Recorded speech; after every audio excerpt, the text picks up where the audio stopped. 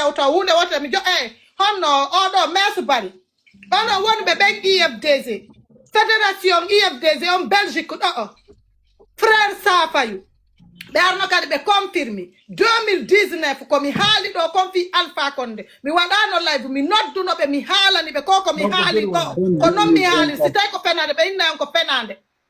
deux honno atto kadi 2 semaines Mamadi Doumbouya ittude Alpha Condé miɗo wanno live e 3 heures mi huli innugol ɓe ara ittugol Alpha Condé fiyono famille hono to ko affaire laamu ɓe wawi yande yimɓe am ɓe soñjat min ni lando no arde maygol fof fuɗɗi windude Alpha Condé mi inni nono taɓe ukkam probléme ɓen ɓay Mamadi Doumbouya itti kadi Alpha Condé mi honno mi woni ɗon kadi mi noddi ɓe ministre ɓe ittude sadaka o mbeni ɓe ittani sadaka o tawi ko fi galle maɓɓe ɗen jaka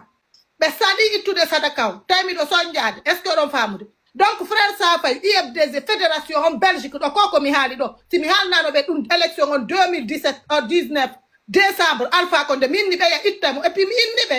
min ni he kono ɓe wadde campagne fi sellu min ni o laamotako min ni ko Alpha Condé laamoto min ni kono Alpha neɓata ko laam min ni woɓɓe ara ittugol mo kono ko guine en fof ngalɗata par ce que komo goto miijaki arata ittugol Alpha Condé kono mi innano ko Doumbouya donc la même chose hankin kadi yalti si tawi on ala heɗorade hakkil joni ƴette maron hiyen on faami donc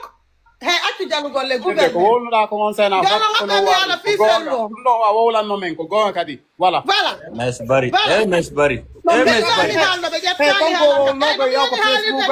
am yaw ko Facebook am ɓe tiɗirino on acce o haala on sena kadi capture mi partage no ko pasan voilà ko wolno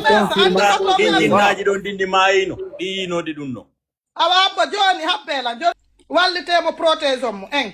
joni min naafi Doumbouya min mi gay neccude message am mi haala fi sello mi feƴƴi ba wuri mi feƴƴi Ousmane Gawa kollo miɗo andi ɓe weltoyta ko après les élections